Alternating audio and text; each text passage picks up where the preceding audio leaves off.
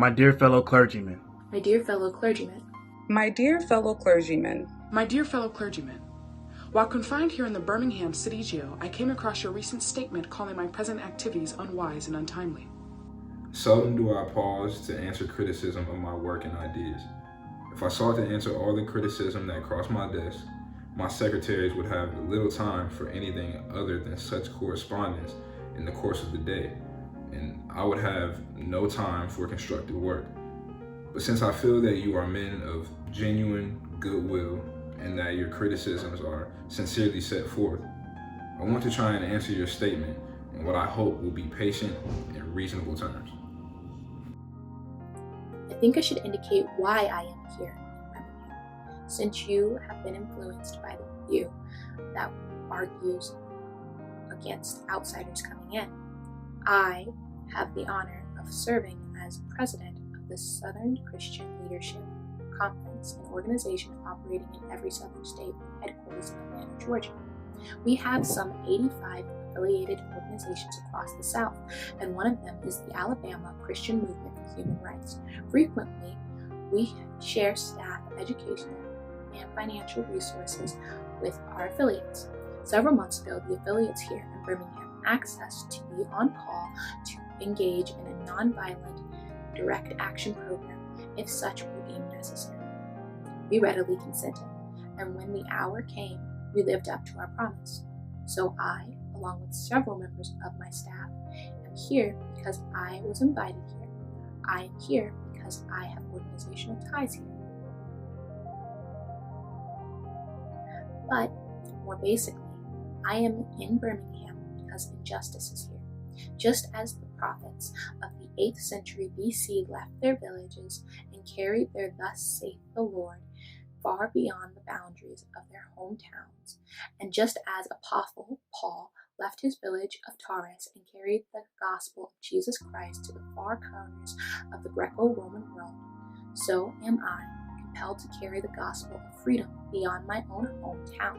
Like Paul, I must constantly respond to the Macedonian call for aid. Moreover, I am cognizant of the interrelatedness of all communities and states. I cannot sit idly by in Atlanta and not be concerned about what happens in Birmingham. Injustice anywhere is a threat to justice everywhere. We are caught in an inescapable network of mutuality, tied in a single garment of destiny. Whatever affects one directly affects all indirectly. Never again can we afford to live with narrow, provincial, outside agitator idea. Anyone who lives inside the United States can never be considered an outsider anywhere within its bounds. You deplored the demonstrations taking place in Birmingham, but your statement, I am sorry to say, fails to express the similar concern for the conditions that brought about the demonstrations. I am sure that none of you would want to rest content with the superficial kind of social analysis that deals merely with effects, does not grapple with the underlying causes.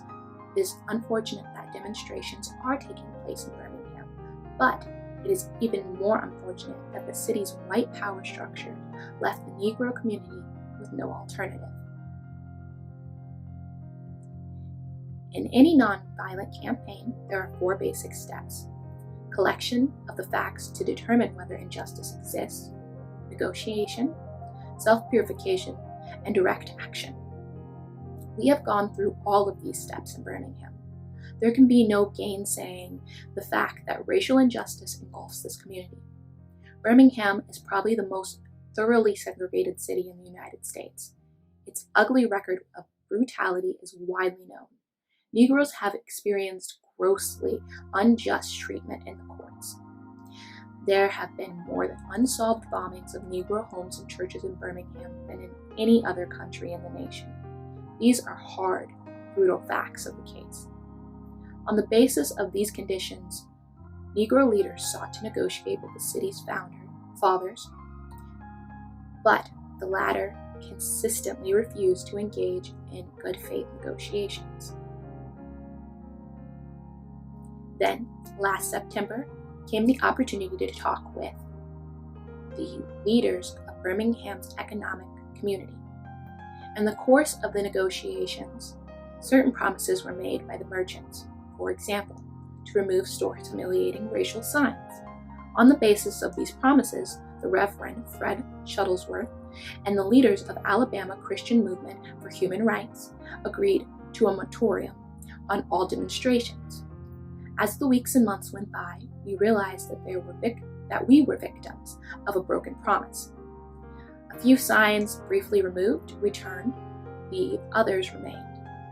As in so many past experiences, our hopes had been blasted, and the shadows of deep disappointment settled upon us. We had no alternative except to prepare for direct action, whereby we would present our very bodies as a means of laying our case before the conscience of the local and national community. Mindful of the difficulties involved, we decided to undertake a process of self-purification. We began a series of workshops on nonviolence, and we repeatedly asked ourselves, are you able to accept blows without retaliating? Are you able to endure the ordeal of jail? We decided to schedule our direct action program for the Easter season, realizing that except for Christmas, this is the main shopping period of the year. Knowing that a strong economic withdrawal program would be the byproduct of direct action, we felt that this would be the best time to bring pressure to bear on the merchants for the needed change. Then, it occurred to us that Birmingham's mayoral election was coming up in March, and we speedily decided to postpone action until after Election Day. When we discovered that the Commissioner of Public Safety, Eugene Bull Connor, had piled up enough votes to be in the runoff, we decided again to postpone action until the day after the runoff, so that the demonstrations could not be used to cloud the issues. Like many others, we waited for Mr. Connor's to see Mr. Connor defeated. And to this end, we endured postponement after postponement. Having aided in this community need, we felt that our direct action program could be delayed no longer. You may well ask, why direct action? Why sit-ins, marches, and so forth? Isn't negotiation a better path? You are quite right in calling for negotiation. Indeed, this is the very purpose of direct action. Nonviolent direct action seeks to create such a crisis and foster such a tension that a community which has constantly refused to negotiate is forced to confront the issue. It seeks so to dramatize the issue that it can no longer be ignored. My citing the creation of tension as part of the work of the nonviolent resistor may sound rather shocking, but I must confess that I am not afraid of the word tension. I have earnestly opposed violent tension, but there is a type of constructive, nonviolent tension which is necessary for growth. Just as Socrates felt that it was necessary to create a tension in the mind so that individuals could rise from the bondage of myths and half-truths to the unfettered realm of creative analysis and objective appraisal, so must we see the need for nonviolent gadflies to create the kind of tension in society that will help men rise up from the dark depths of prejudice and racism to the majestic heights of understanding and brotherhood. The purpose of our direct action program is to create a situation so crisis-packed that it will inevitably open the door to negotiation. I therefore concur with you, your call for negotiation. Too long has our beloved Southland been bogged down in a tragic effort to live in a monologue rather than a dialogue. One of the basic points in your statement is that the action that I and my associates have taken in Birmingham is untimely. Some have asked, why didn't you give the new city administration time to act? The only answer that I can give to this query is that the new Birmingham administration must be prodded about as much as the outgoing one before it will act. We are sadly mistaken if we fear that the election of Albert Boutwell as mayor will bring the millennium to Birmingham. While Mr. Boutwell is a much more gentle person than Mr. Connor, they are both segregationists dedicated to maintenance of the status quo. I have hope that Mr. Boutwell will be reasonable enough to see the fertility of massive resistance to desegregation, but he will not see this without pressure from devotees of civil rights. My friends, I must say to you that we have not made a single gain in civil rights without determined legal and nonviolent pressure.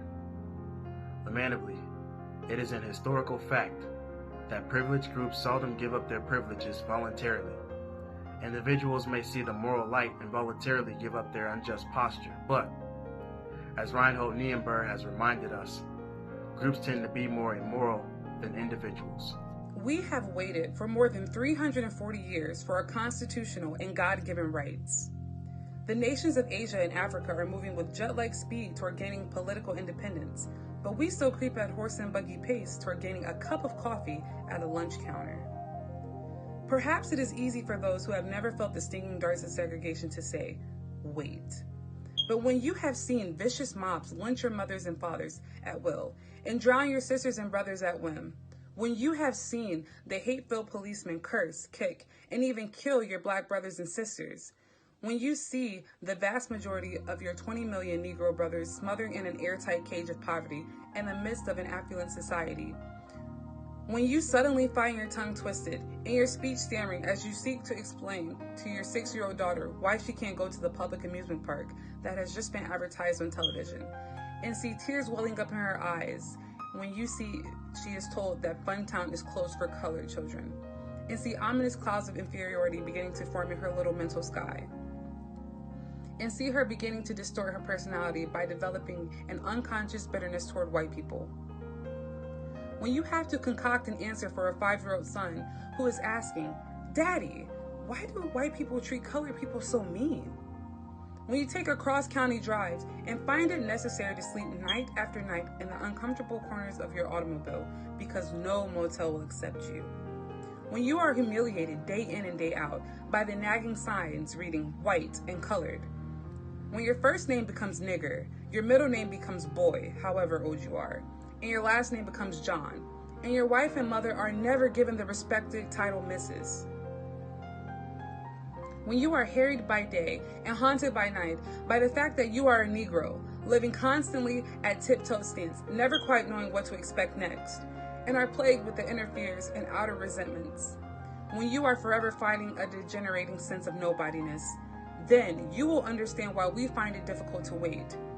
There comes a time when the cup of endurance runs over, and men are no longer willing to be plunged into the abyss of despair.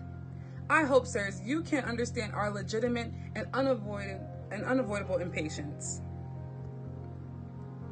You express a great deal of anxiety over our willingness to break laws.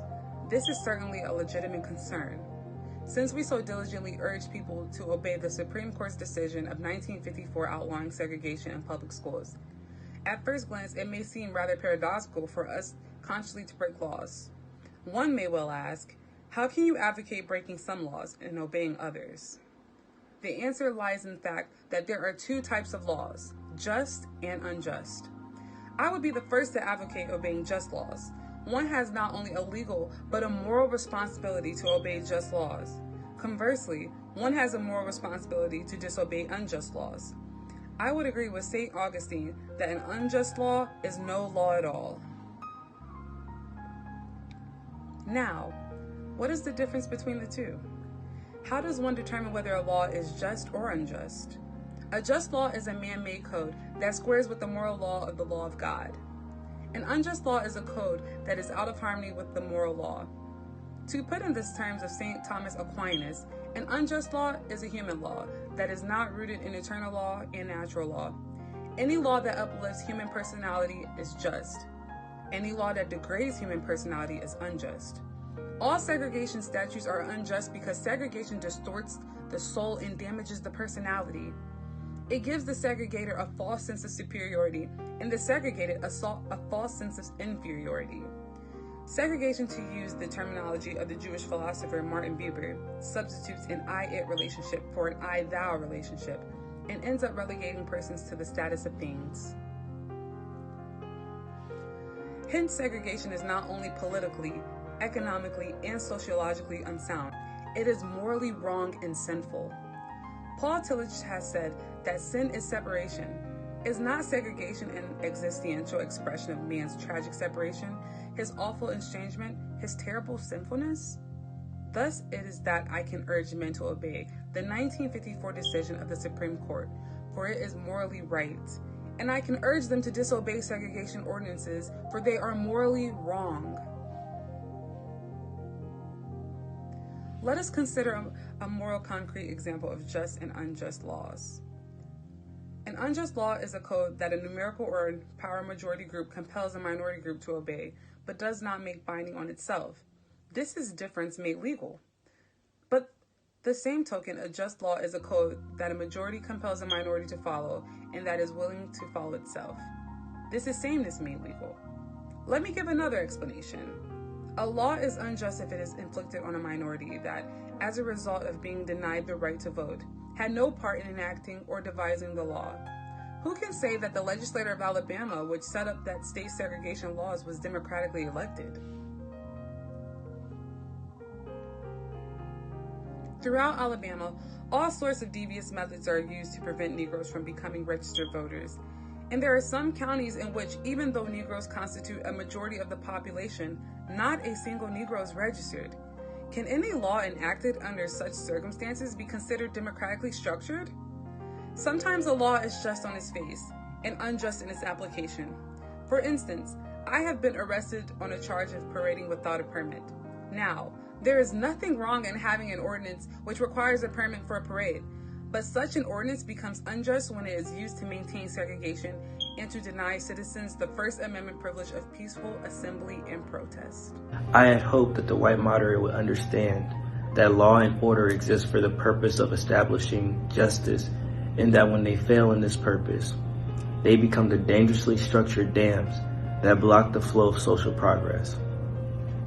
I had hoped that the white moderate would understand that the present tension in the South is a necessary phase of the transition from an obnoxious negative peace in which the Negro passively accepted his unjust plight to a substantive and positive peace in which all men will respect the dignity and worth of human personality. Actually, we who engage in nonviolent direct action are not the creators of tension, covered up, but must be open with all its ugliness to the natural medicines of air and light. We merely bring to the surface the hidden tension that is already alive. We bring it out in the open where it can be seen and dealt with, like a boil that could never be cured so long as it is injustice must be exposed, with all the tension that its exposure creates to the light of human conscience, in the air of the national opinion, before it can be cured. In your statement, you assert that our actions, even though peaceful, must be condemned because they precipitate violence. But is this a logical assertion? Isn't this like condemning a robbed man because his possession of money precipitated the evil act of robbery? Isn't this like condemning Socrates because his unswerving commitment to truth and his philosophical inquiries precipitated the act by the misguided populace in which they made him drink hemlock? Isn't this like condemning Jesus because his unique God consciousness and never ceasing devotion to God's will precipitated the evil act of crucifixion? We must come to see that, as the federal courts have consistently affirmed, it is wrong to urge an individual to cease his efforts to gain his basic constitutional rights because the quest may precipitate violence. Society must protect the robbed and punish the robber. I had also hoped that the white moderate would reject the myth concerning time in relation to the struggle for freedom. I have just received a letter from a white brother in Texas. He writes, "All Christians know that the colored people will receive equal rights eventually, but it is possible that you are in too great a religious hurry. It has taken Christianity almost 2,000 years to accomplish what it has. The teachings of Christ take time to come to earth. Such an attitude stems from a tragic misconception of time, from the strangely irrational notion that there is something in the very flow of time that will inevitably cure all ills. Actually, time itself is neutral. It can be used either destructively or constructively. More and more, I feel that the people of ill will have used time much more effectively than have the people of goodwill. We will have to repent in this generation, not merely for the hateful words and actions of the bad people, but for the appalling silence of the good people. Human progress never rolls in on wheels of inevitability. It comes through the tireless efforts of men willing to be co-workers with God, and without this hard work, time itself becomes an ally of the forces of social stagnation. We must use time creatively, in the knowledge that the time is always ripe to do right. Now is the time to make real the promise of democracy and transform our pending national elegy into a creative psalm of brotherhood. Now is the time to lift our national policy from the quicksand of racial injustice to the solid rock of human dignity. You speak of our activity in Birmingham as extreme. At first, I was rather disappointed that fellow clergymen would see my nonviolent efforts as those of an extremist. I began thinking about the fact that I stand in the middle of two opposing forces in the Negro community.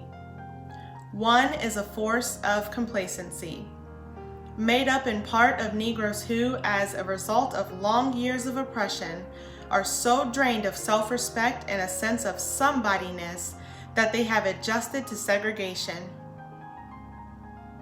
And in part of a few middle-class Negroes who, because of a degree of academic and economic security, and because in some ways they profit by segregation, have become insensitive to the problems of the masses. The other force is one of bitterness and hatred, and it comes perilously close to advocating violence. It is expressed in the various Black nationalist groups that are springing up across the nation, the largest and best known being Elijah Muhammad's Muslim movement, nourished by the Negroes' frustration over the continued existence of racial discrimination. This movement is made up of people who have lost faith in America, who have absolutely repudiated Christianity, and who have concluded that the white man is an incorrigible devil. I have tried to stand between these two forces, saying that we need emulate neither the do-nothingism of the complacent nor the hatred and despair of the Black nationalist. For there is the more excellent way of love and nonviolent protest. I am grateful to God that through the influence of the Negro Church, the way of nonviolence became an integral part of our struggle. If this philosophy had not emerged, by now many streets of the South would, I am convinced, be flowing with blood.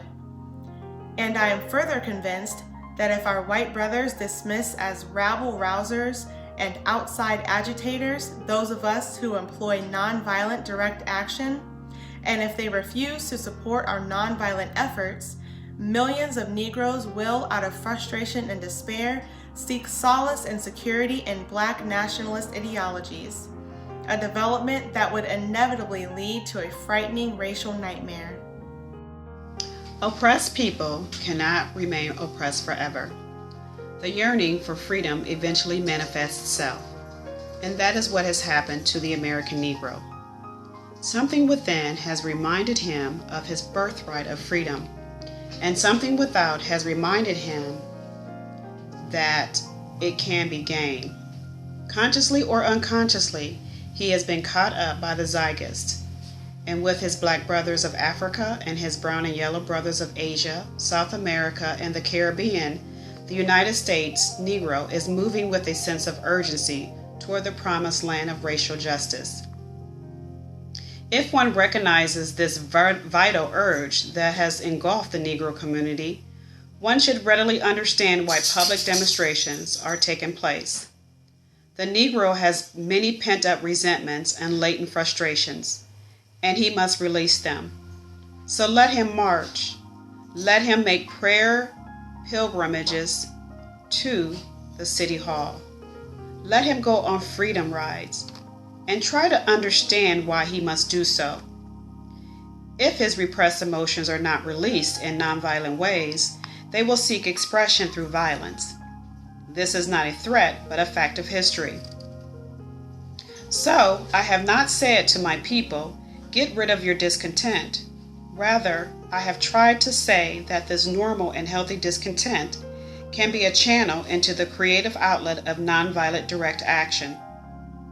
And now this approach is being termed extremist. But though I was initially disappointed at being categorized as an extremist, as I continued to think about the matter, I gradually gained a measure of satisfaction from the label. Was not Jesus an extremist for love? Love your enemies, bless them that curse you, do good to them that hate you, and pray for them which despitefully use you and persecute you. Was not Amos an extremist for justice? Let justice roll down like waters and righteousness like an ever-flowing stream. Was not Paul an extremist for the Christian gospel? I bear in my body the marks of the Lord Jesus. Was not Martin Luther an extremist? Here I stand, I cannot do otherwise. So help me God. And John Bunyan, I will stay in jail to the end of my days before I make a butchery of my conscience. And Abraham Lincoln, this nation cannot survive half slave and half free. And Thomas Jefferson, we hold these truths to be self-evident, that all men are created equal. So the question is not whether we will be extremists, but what kind of extremists will we be? Will we be extremists for hate or for love? Will we be extremists for the preservation of injustice or for the extension of justice? In this dramatic scene on Calvary's Hill, 3 men were crucified. We must never forget that all 3 were crucified with the same crimes. The crime of extremists. 2 were extremists for immorality and thus fell below their environment. The other, Jesus Christ, was an extreme for love, truth, and goodness, and thereby rose above his environment. Perhaps the South, the nation, and the world are in dire need of creative extremists. I hope that the white moderate would see this need. Perhaps I was too optimistic. Perhaps I expected too much. I suppose I should have realized that few members of the oppressor race can understand the deep groans and passionate yearnings of the oppressed race. And still fewer have the vision to see that injustice must be rooted out by the strong, persistent, and determined action. I am thankful, however, that some of our white brothers in the South have grasped the meaning of this social revolution and committed themselves to it. They are still all too few in quantity, but they are big in quality. Some, such as Ralph McGill, Lillian Smith, Harry Golden, James McBride Dabbs, Ann Braden, and Sarah Patton Boyle, have written about our struggle in eloquent and prophetic terms. Others have marched with us down nameless streets of the South. They have languished in filthy, roach-infested jails, suffered the abuse and brutality of policemen who viewed them as dirty nigger lovers. Unlike so many of their moderate brothers and sisters, they have recognized the urgency of the movement and sensed the need for powerful action, antidotes to combat the disease of segregation. Let me take note of my other major disappointment. I have been so greatly disappointed with the white church and its leadership. Of course, there are some notable exceptions. I am not unmindful of the fact that each of you have taken some significant stands on this issue. I commend you, Reverend Stallings, for your Christian stand on this past Sunday in welcoming Negroes to your worship service on a non-segregated basis. I commend the Catholic leaders of this state for integrating Spring Hill College several years ago. But despite these notable exceptions, I must honestly reiterate that I have been disappointed with the church. I do not say this as one of those negative critics who can always find something wrong with the church. I say this as a minister of the gospel who loves the church, who was nurtured in its bosom, who has been sustained by its spiritual blessings, and who will remain true to it as long as the cord of life shall lengthen. When I was suddenly catapulted into this leadership of the bus protest in Montgomery, Alabama a few years ago, I felt we would be supported by the white church. I felt that the white ministers, priests, and rabbis of the South would be among our strongest allies. Instead, some have been outright opponents, refusing to understand the freedom movement and misrepresenting its leaders. All too many others have been more cautious than courageous and have remained silent behind the anesthetizing security of stained glass windows. In spite of my shattered dreams, I came to Birmingham with the hope that the white religious leaders of this community would see the justice of our cause and with deep moral concern would serve as a channel through which our just grievances would reach the power structure. I had hoped that each of you would understand, but again, I have been disappointed. I have heard numerous Southern religious leaders admonish their worshipers to comply with the desegregation decision because it is the law. But I have longed to hear white ministers declare, "Follow this decree because integration is morally right and because the Negro is your brother." In the midst of blatant injustices inflicted upon the Negro, I have watched white churchmen stand on the sideline and mouth pious irrelevancies and sanctimonious trivialities. In the midst of a mighty struggle to rid our nation of racial and economic injustice, I have heard many ministers say, "Those are social issues with which the gospel has no real concern," and I have watched many churches commit themselves to a completely otherworldly religion, which makes a strange, unbiblical distinction between body and soul, between the sacred and the secular. I have traveled the length and breadth of Alabama, Mississippi, and all the other southern states. On sweltering summer days and crisp autumn mornings, I have looked at the South's beautiful churches, with their lofty spires pointing heavenward. I have beheld the impressive outlines of her massive religious education buildings. Over and over, I have found myself asking, what kind of people worship here?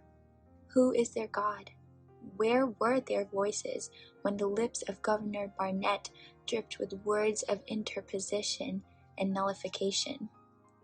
Where were they when Governor Wallace gave a clarion call for defiance and hatred? Where were their voices of support when bruised and weary Negro men and women decided to rise from the dark dungeons of complacency to the bright hills of creative protest? Yes, these questions are still in my mind. In deep disappointment, I have wept over the laxity of the church. But be assured that my tears have been tears of love. There is no deep disappointment where there is not deep love. Yes, I love the church. How could I do otherwise? I am in the rather unique position of being the son, the grandson, and the great-grandson of preachers. Yes, I see the church as the body of Christ, but oh, how have we blemished and scarred the body through social neglect and through fear of being nonconformists. There was a time when the church was very powerful, in the time when the early Christians rejoiced at being deemed worthy to suffer for what they believed.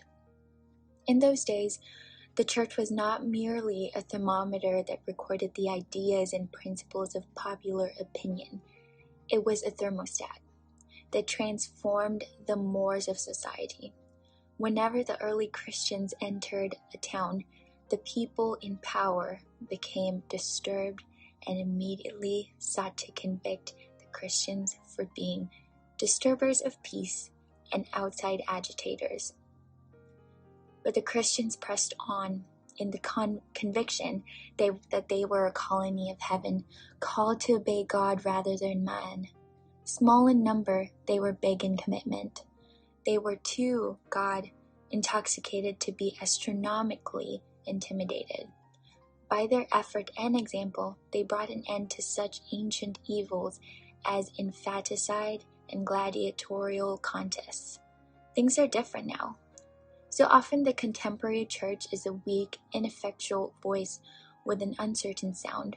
So often it is an arch defender for the status quo. Far from being disturbed by the presence of the church, the power structure of the average community is consoled by the church's silent, and often even vocal, sanction of things as they are. But the judgment of God is upon the church as never before. If today's church does not recapture the sacrificial spirit of the early church, it will lose its authenticity, forfeit the loyalty of millions, and be dismissed as an irrelevant social club with no meaning for the 20th century. Every day I meet young people whose disappointment with the church has turned into outright disgust. I hope the church as a whole will meet the challenge of this decisive hour. But even if the church does not come to the aid of justice, I have no despair about the future. I have no fear about the outcome of our struggle in Birmingham, even if our motives are at present misunderstood. We will reach the goal of freedom in Birmingham and all over the nation, because the goal of America is freedom. Abused and scorned though we may be, our destiny is tied up with America's destiny. Before the Pilgrims landed at Plymouth, we were here. Before the pen of Jefferson etched the majestic words of the Declaration of Independence across the pages of history, we were here. For more than 2 centuries, our forebears labored in this country without wages. They made cotton king. They built the homes of their masters while suffering gross injustice and shameful humiliation. And yet, out of a bottomless vitality, they continue to thrive and develop. If the inexpressive cruelties of slavery could not stop us, the opposition we now face will surely fail. We will win our freedom because the sacred heritage of our nation and the eternal will of God are embodied in our echoing demands. Before closing, I feel impelled to mention one other point and statement that has troubled me profoundly. You warmly commended the Birmingham police force for keeping order and preventing violence. I doubt that you would have so warmly commended the police force if you had seen its dogs sinking their teeth into unharmed, non-violent Negroes. I doubt that you would so quickly commend the policemen if you were to observe their ugly and inhumane treatment of Negroes here in the city jail. If you were to watch them push and curse old Negro women and young Negro girls, if you were to see them slap and kick old Negro men and young boys, if you were to observe them, as they did on 2 occasions, refuse to give us food because we wanted to sing our grace together, I cannot join you in this praise of the Birmingham Police Department. It is true that the police have exercised a degree of discipline in handling the demonstrators. In this sense, they have conducted themselves rather non-violently in public. But for what purpose? To preserve the evil system of segregation. Over the past few years, I have consistently preached the non-violence demands that the means we use must be as pure as the ends we seek. I have tried to make clear that it is wrong to use immoral means to attain moral ends. But now I must affirm that it is just as wrong, or perhaps even more so, to use moral means to preserve immoral ends. Perhaps Mr. Connor and his policemen have been rather non-violent in public, as was Chief Pritchett in Albany, Georgia, but they have used the moral means of non-violence to maintain the immoral ends of racial injustice. As T.S. Eliot has said, the last temptation is the greatest treason, to do the right deed for the wrong reason. I wish you had commended the Negro sit-inners and demonstrators of Birmingham for their sublime courage, their willingness to suffer, and their amazing discipline in the midst of great provocation. One day, the South will recognize its real heroes. They will be the James Merediths, with a noble sense of purpose that enables them to face jeering and hostile mobs, and with the agonizing loneliness that characterizes the life of the pioneer. They will be old, oppressed, battered Negro women, symbolized in 72-year-old woman in Montgomery, Alabama, who rose up with a sense of dignity and with her people decided not to ride segregated buses, and who responded with ungrammatical profundity to one who inquired about her weariness. My feet is tired, but my soul is at rest. They will be the young high school and college students, the young ministers of the gospel, and a host of their elders, courageously and nonviolently sitting in at lunch counters and willing to go to jail for conscience sake. One day, the South will know that when these disinherited children of God sat down at lunch counters, they were in reality standing up for what is best in the American dream and for the most sacred value in our justice Christian heritage, thereby bringing our nation back to those great wells of democracy which were dug deep by the Founding Fathers in their formulation of the Constitution of the Declaration of Independence. Never before have I written so long of a letter. I am afraid it is much too long to take your precious time. I can assure you that it would have been much shorter if I would have been writing from a comfortable desk. But what else can one do when he is alone in a narrow jail cell? Other than writing long letters, thinking long thoughts, and praying long prayers. If I have said anything in this letter that overstates the truth and indicates an unreasonable impatience, I beg you to forgive me. If I have said anything that understates the truth and indicates my having a patience that allows me to settle for anything less than brotherhood, I beg God for forgiveness. I hope this letter finds you strong in faith. I also hope that the circumstances will soon make it possible for me to meet each of you, not as an integrationalist or a civil rights leader, but as a fellow clergyman and a Christian brother. Let us all hope that the dark clouds of racial prejudice will soon pass away and the deep fog of misunderstanding will be lifted from our fear-drenched communities. And in some not too distant tomorrow, the radiant stars of love and brotherhood will shine on our great nation with all their scintillating beauty. Yours for the cause of peace and brotherhood, Dr. Martin Luther King Jr. Martin Luther King Jr. Martin Luther King Jr. Dr. Martin Luther King Jr. Martin Luther King Jr.